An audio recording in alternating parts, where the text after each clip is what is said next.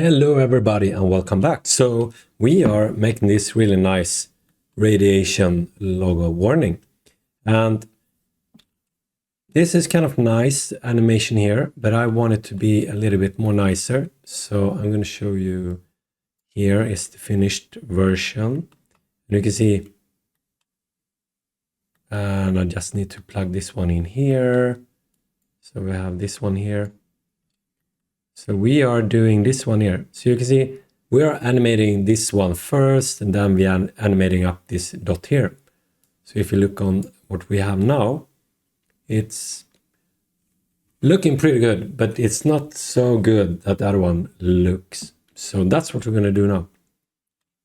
So I'm going to explain it. So, well, we have this animate here, and it's a slider.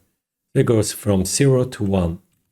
So whenever we have the slider going from 0 to 1, we want to, in the first part here, we're going to scale the square, or this one, kind of, we're going to scale them up to a big size. So I'm going to call them square. And then I'm going to have, so we can make this part here, that's going to be that. And then I just remove this here. That's going to be nice. And then we're going to have the other one. So I want the circle to be animated during this interval. So this is going to be 0, this is going to be 0.5, and this here, this part here, going to be 0.4, this is going to be 0.8. I'm just going to use these numbers to show what we're going to do. It's not going to be the final values, but we want to control the animation in different sections between 0 and 1. So if we want to control this one here, so we're going to have A is animation. So that's what's going to go from here to here. And so we're going to call it A. So whenever we get the A, we need to do negative the smallest minimum value, and it's going to be 0 in this case. Then we're going to divide it with a maximum. It's going to be 0.5, negative 0. So let's say if we have the animation to be 2.0.25, so it's like 1/4 through the total animation.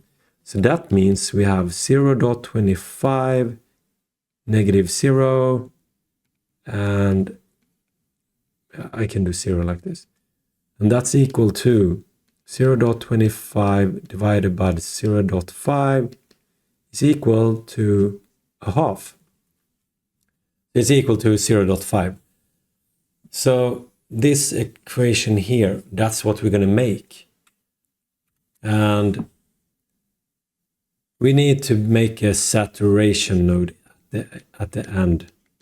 Because if this value here is 0.8, that means we are over here.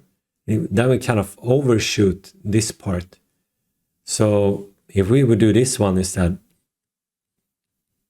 that would be, I'm not so quick in this one,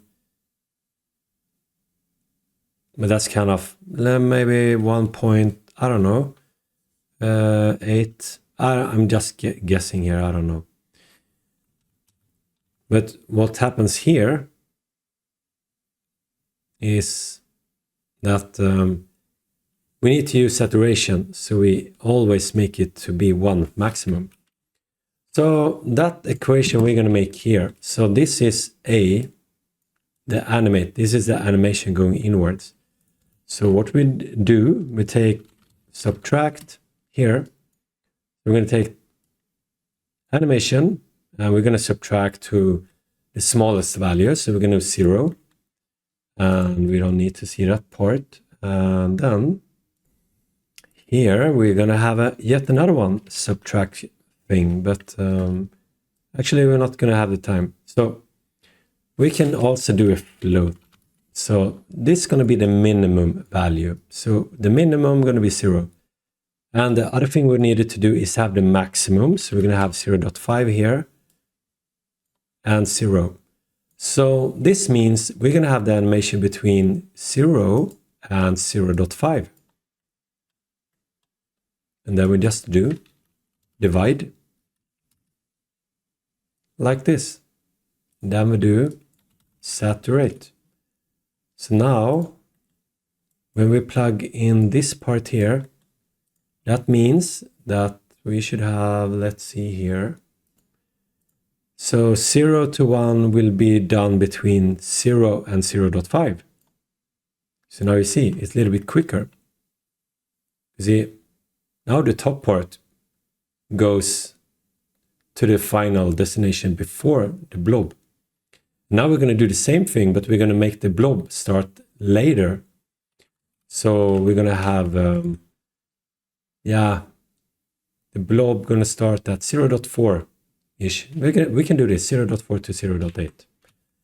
So now if we are here, we can just copy paste this one because it's the same thing. And the minimum going to be 0.4.